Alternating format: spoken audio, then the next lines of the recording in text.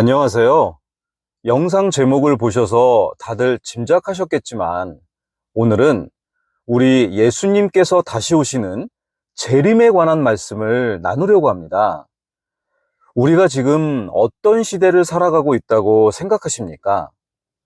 예수님께서 다시 오실 마지막 때를 살아가고 있다고 생각되십니까? 그렇다면 무엇 때문에 지금 시대를 마지막 때라고 말하는 걸까요? 마태복음 16장 3절에 너희가 하늘의 모습은 분별할 수 있으면서 시대의 표적들은 분별할 수 없느냐? 이렇게 예수님께서 말씀하셨습니다. 이 시간에는 마태복음 24장을 중심으로 성경이 말해주고 있는 마지막 때의 징조들과 지구의 시계 또는 하나님의 시계라고도 불리우는 이스라엘을 통해서 지금이 어느 때인지 함께 알아보려고 합니다. 먼저 몇 가지 질문을 저와 여러분께 드리고 싶습니다. 하나님을 얼마나 믿으시나요? 그리고 성경 안의 말씀들을 얼마나 믿고 계신가요? 70% 정도? 아니면 90%? 아니면 99% 정도? 이렇게 믿으십니까? 아니면 하나님도 100%, 성경도 100% 믿으십니까? 하나님을 100% 믿어야 정말 믿는 거겠죠. 그리고 성경 안의 모든 말씀이 100% 진실이라고 믿어야 진정으로 믿는 거라고 하겠습니다. 그래서 우리 믿는 사람들의 가장 큰 소망은 무엇인가요? 바로 우리 예수님의 재림이겠죠. 재림을 기다리지 않는다면 예수님을 제대로 믿는다고 할 수가 없을 것입니다. 그런데 예수님을 믿는다고 하는 많은 사람들 중에 예수님의 재림에 관해서 여러 가지 의견들을 가지는 것 같습니다. 먼저 저처럼 예수님께서 재림하시고 나서 천년 왕국이 시작된다고 믿는 전천년설과 천년 왕국 이후에 예수님께서 재림하신다는 후천년설, 그리고 천년 왕국은 상징적인 것이고 예수님의 재림은 종말에 이루어진다고 하는 무천년설이 있습니다. 그런데 저와 같이 성경을 하나님께서 온전히 보존해 주신 하나님의 살아있는 말씀이라고 믿는 사람이라면 성경 그대로 전천년설이 맞다고 생각을 할 수밖에 없습니다. 그러면 이 시간에는 예수님의 재림이 왜 필요하고 천년 왕국이 왜 필요한지, 그리고 지금이 어떤 시대인지 간략하게 살펴보도록 하겠습니다. 마태복음 24장을 보시면 예수님의 제자들이 올리브산에서 예수님께 직접 여쭈어 봅니다. 마태복음 24장 3절에서 8절 말씀을 보시면 그분께서 올리브산에 앉아 계실 때에 제자들이 은밀히 그분께 와서 이르기를 우리에게 말씀해 주소서 어느 때에 이런 일들이 있으리이까 또 주께서 오시는 것의 표적과 세상 끝의 표적이 무엇이리이까 하니 예수님께서 그들에게 대답하여 이르시되 아무도 너희를 속이지 못하도록 주의하라. 많은 사람이 내 이름으로 와서 이르기를 내가 그리스도라 하며 많은 사람을 속이리라. 또 너희가 전쟁들과 전쟁들의 소문을 듣겠지만 불안해하지 않도록 주의하라. 이 모든 일들이 반드시 일어나야 하되 아직 끝은 아니니라. 민족이 민족을 대적하여 일어나고 왕국이 왕국을 대적하여 일어나며 곳곳에 기근과 역병과 지진이 있을 터인데 이 모든 것은 고통의 시작이니라.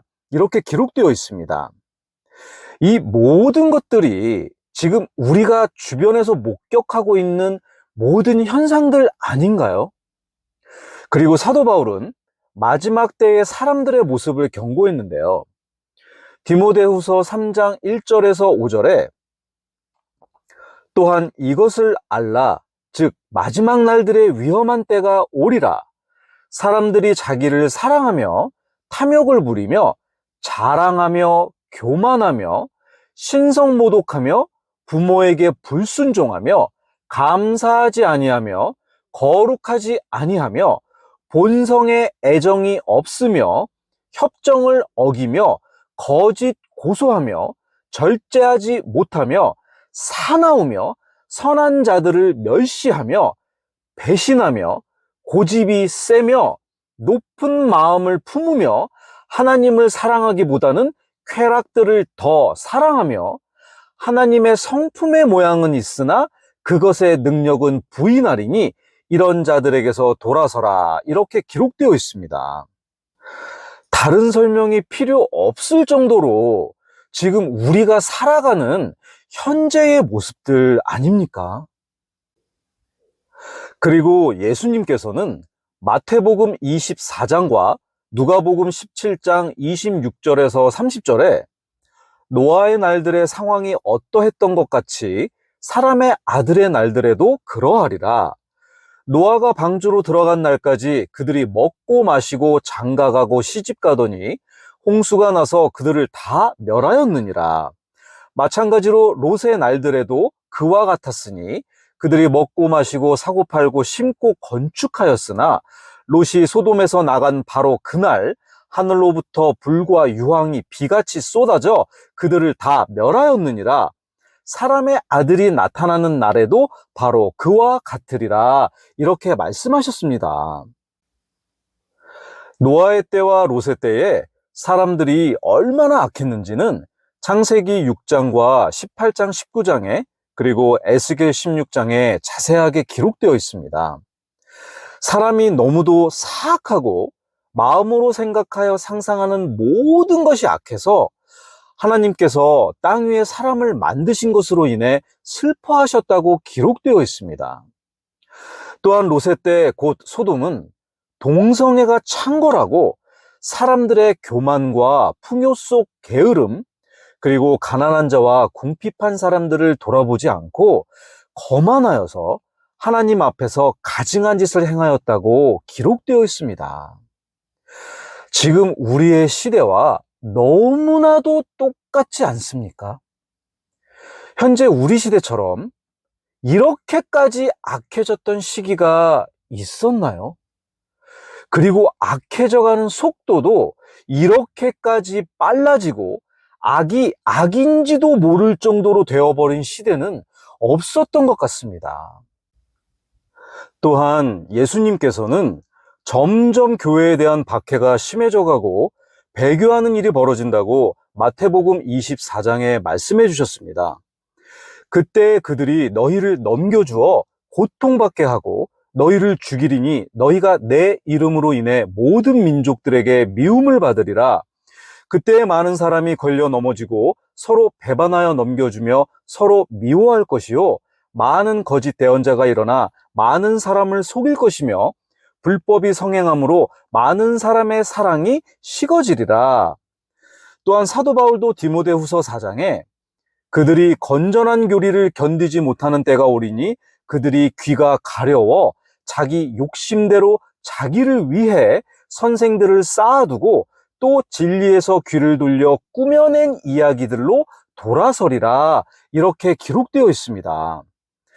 다른 종교인들한테는 그러지 않는데 기독교인들한테는 욕하고 핍박하는 이런 시대가 되었죠. 지난 코로나 시기를 겪으면서도 저희가 경험을 했었습니다. 그리고 점점 거짓 교리와 잘못된 교리를 가르치는 사람들이 많아지고 있습니다. 구원은 오직 예수님께만 있는 것입니다. 그런데 여기에도 구원이 있고 저기에도 구원이 있다고 하며 예수님 밖에서도 다른 종교에도 구원이 있다고 가르치는 사람들이 있고 또 결국에는 모두가 구원에 이를 수 있다고 가르치거나 모두가 하나이다 이러면서 종교 통합을 추진하고 있습니다. 또 하나님의 창조 질서와 그분의 법을 무시하고 자신들의 악한 상상들로 교리를 만들어서 사람들을 끌고 가는 사람들이 점점 더 생겨나고 있는 상황입니다. 다른 종교는 말할 필요도 없이 하나님을 섬긴다는 교단들조차도 하나님의 질서를 무시하고 동성애를 지지하는 상황입니다. 이게 말이 되는 일입니까? 하나님의 말씀 위에 세워진 미국 같은 경우, 기독교 국가라고 불리우던 미국이 현재 어떻게 되어가고 있는지 미국의 각 교단들에서 실제로 있었던 사건들을 보도했던 자료를 몇 가지 그대로 읽어드리겠습니다. 먼저 미국의 장로교에서는 2011년 동성애자에 대한 목사 안수를 허용하는 교회법 개정, 2014년 목회자가 동성 결혼을 집례할 수 있도록 허용, 이러한 변화로 인해 보수 성향의 교회들이 탈퇴하여 복음 언약 장로교 등을 창립하였습니다. 그 다음 연합감리교회, 동성애와 관련된 이슈로 교단 내 갈등이 지속되어 왔으며 2022년 동성애에 반대하는 교회들이 탈퇴하여 글로벌 감리교회를 창립하였습니다. 그리고 미국 복음주의 루터교회, 2009년 동성애자 목회자 안수를 허용하고 동성 결혼을 인정하는 결의안을 채택하였습니다. 그 다음에 미국 성공회에서는 2003년 동성애자인 진 로빈슨을 주교로 선출, 이후 동성 결혼을 허용하고 목회자 개인의 결정에 따라 집례할 수 있도록 하였습니다. 기본적 교리가 잘못되면 큰일 납니다. 하나님의 말씀을 무시하고 자신들의 생각으로 교리를 만들어서 사람들을 가르쳐서 자신도 사람들도 모두 죄악 속으로 끌고 지옥으로 가는 것 아니겠습니까? 마태복음 23장 13절 15절 말씀에 그러나 서기관들과 바리새인들 위선자들아 너희에게 화가 있을지어다. 너희가 하늘의 왕국을 닫아 사람들을 가로막고 너희도 들어가지 아니하며 들어가려고 들어오는 자들도 허락하지 아니하는도다. 서기관들과 바리새인들 위선자들아 너희에게 화가 있을지어다.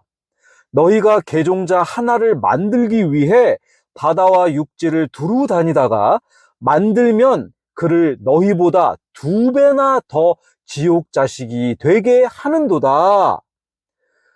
지금 시대가 이런 시대입니다. 정말 마지막 때인 것입니다. 그렇다면 우리 예수님의 재림이 왜 필요하고 천년 왕국이 왜 필요한지, 또 재림은 어떻게 이루어지는 걸까요? 지금으로부터 약 6,000년 전에 하나님께서 온 우주 공간과 땅과 사람과 모든 창조물을 만드셨습니다. 그런데 그 이후에 사람이 타락하게 되었고 첫 아담이 망쳐놓은 모든 것들을 다시 회복시키기 위해서 두 번째 아담이신 곧 여자의 씨 메시아 예수님께서 오신 것이죠. 그런데 메시아를 거부했고 예수님께서는 온 인류를 구속하시기 위해 자신을 희생물로 내주셨습니다. 그 이후에 부활하셔서 하나님 아버지께로 가셨다가 때가 되면 다시 오셔서 하나님의 뜻이 온전히 이루어지는 왕국, 곧 천년 왕국, 메시아 왕국을 세우셔서 통치하셔야 하는 것입니다. 그리고 우리 예수님의 재림은 초림이 33년 반에 걸쳐서 이루어진 것처럼 예수님의 재림도 단번에 일어나는 사건이 아니라 약 7년에 걸쳐서 이루어지게 됩니다. 재림의 시작은 예수님의 공중 강림, 즉 휴거 사건입니다.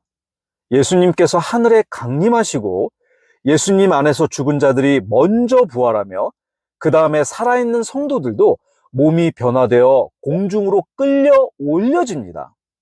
이때 예수님의 신부된 교회가 주님과 하나 되는 놀라운 일이 일어납니다. 이것이 휴거입니다.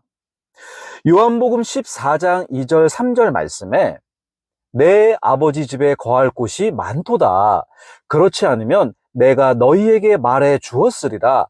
내가 너희를 위해 처소를 예비하러 가노니 가서 너희를 위해 처소를 예비하면 내가 다시 와서 너희를 내게로 받아들여 내가 있는 곳 거기에 너희도 있게 하리라. 이렇게 기록되어 있습니다.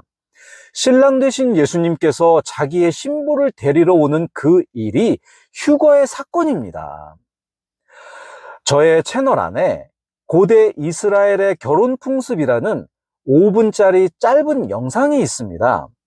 그 영상을 보시면 이스라엘의 결혼 풍습을 통해서 예수님의 초림과 재림에 관해서 아주 쉽게 이해가 되실 거라 생각됩니다. 혹시 안 보신 분들은 보시는 걸 권해드립니다. 휴거 사건 이후에는 이 땅에 전례 없는 7년 동안 환란이 임하게 됩니다. 이 환란은 구원받지 못한 유대인들과 이방인들에게 하나님의 심판으로 주어지는 기간입니다.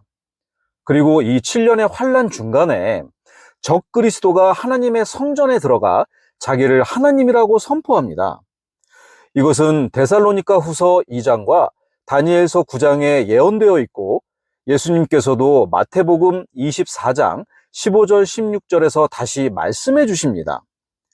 그러므로 주께서 대언자 다니엘을 통해 말씀하신 황폐하게 하는 가증한 것이 거룩한 곳에 서 있는 것을 너희가 보거든 누구든지 읽는 자는 깨달을지어다. 그때의 유대에 있는 자들은 산들로 도망할지어다. 이렇게 경고해 주셨습니다. 이후 후반 3년 반 동안은 더 극심한 고난과 심판이 이어지며 이스라엘을 비롯한 온 세계가 적그리스도의 압제 아래 고통받게 됩니다. 이 기간은 야곱의 고난의 때로도 불리웁니다.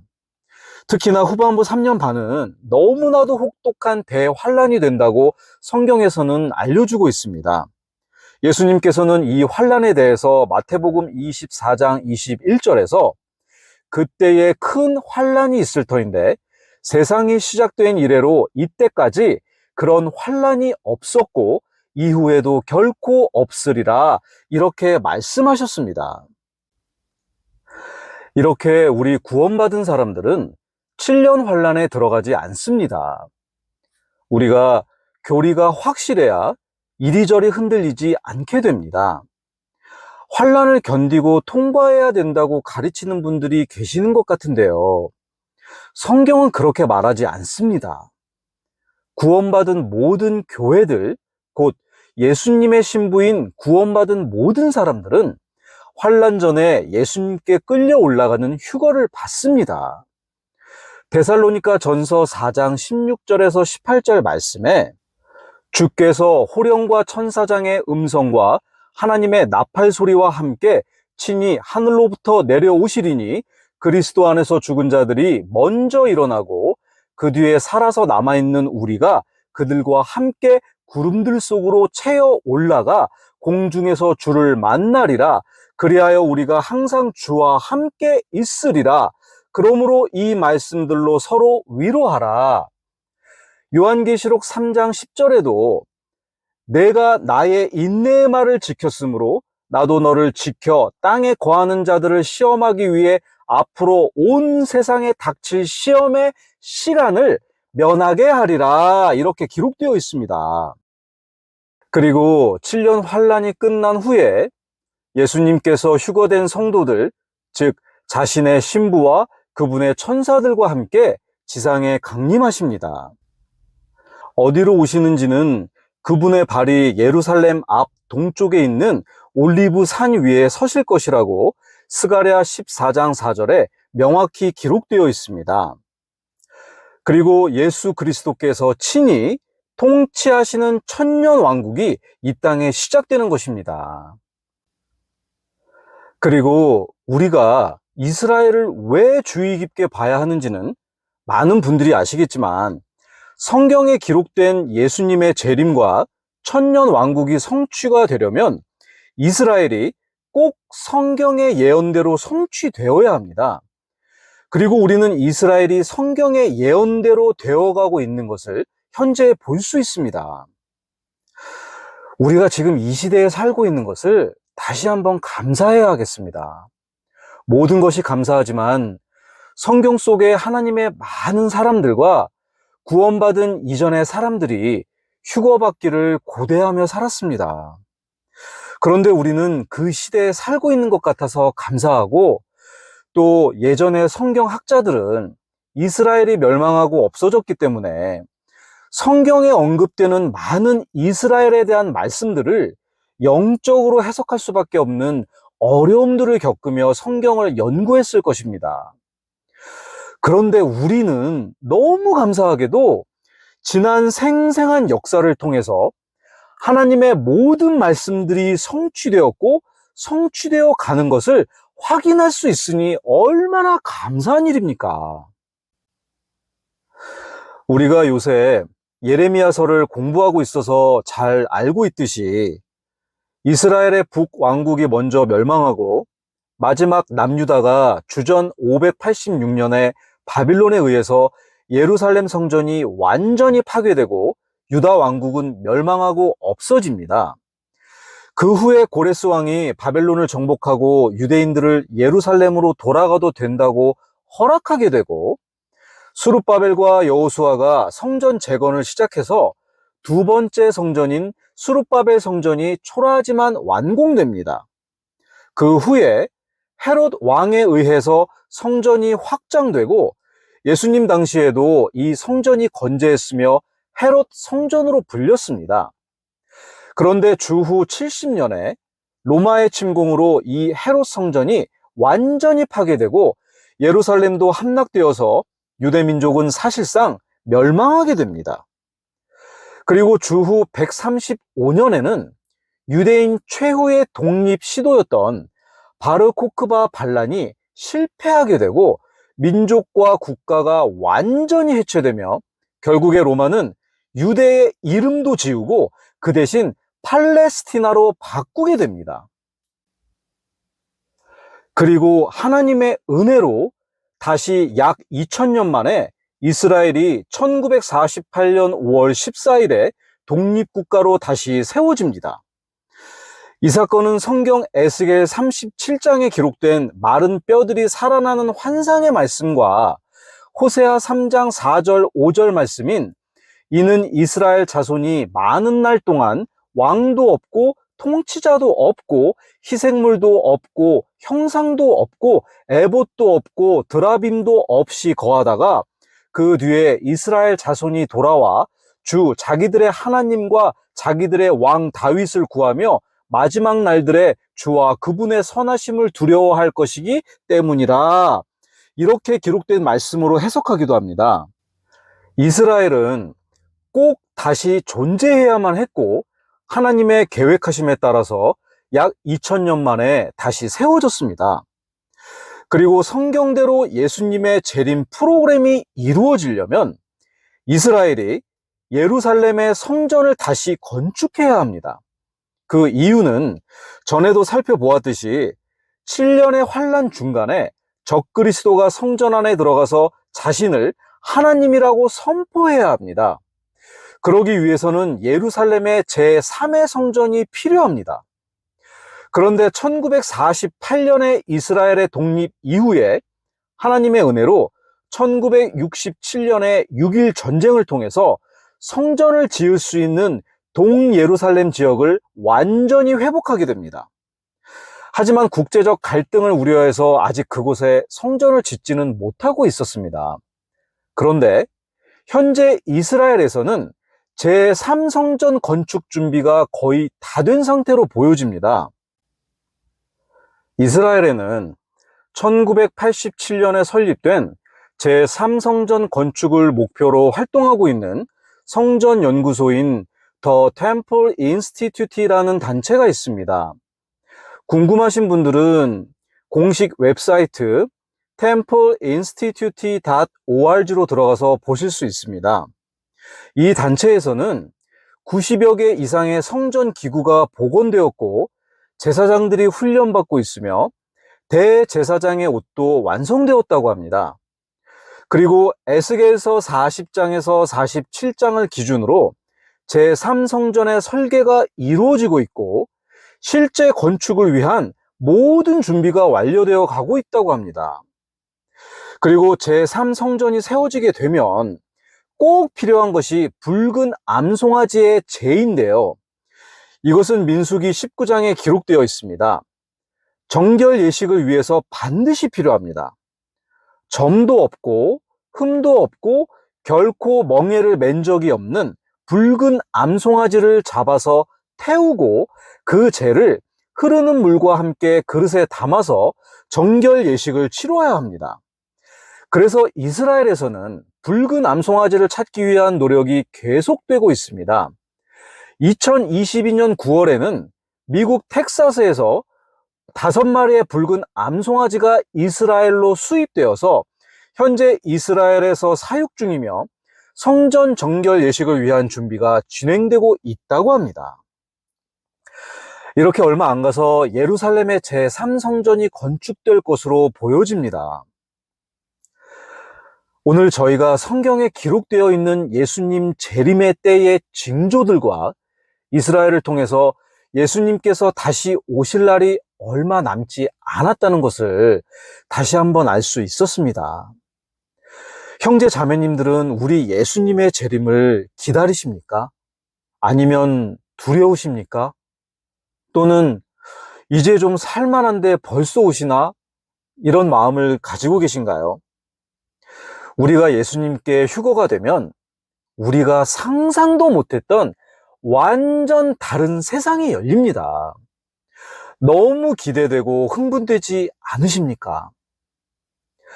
그러면 이 마지막 때를 살아가는 우리가 해야 할 일은 무엇일까요? 마태복음 24장 45절에서 51절 말씀을 보시게 되면 그런즉 자기 주인에게서 그의 집안 사람들을 넘겨받아 다스리며 제때에 그들에게 양식을 줄 신실하고 지혜로운 종이 누구냐? 그의 주인이 올 때에 그 종이 그렇게 하고 있는 것을 보면 그 종이 복이 있도다. 진실로 내가 너희에게 이르노니 주인이 그를 자기의 모든 재산을 맡을 치리자로 삼으리라.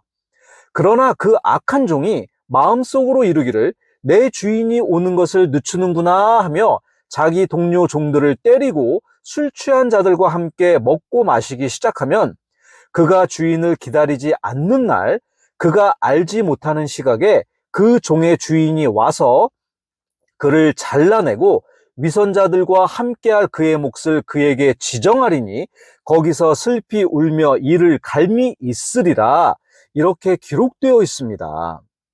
주님의 말씀처럼 예수님의 재림이 가까워졌으니 아무것도 안 하고 손 놓고 있어도 안 되고 또 거짓 교사들의 거짓 교리에 두려워하거나 이리저리 흔들릴 필요도 없습니다.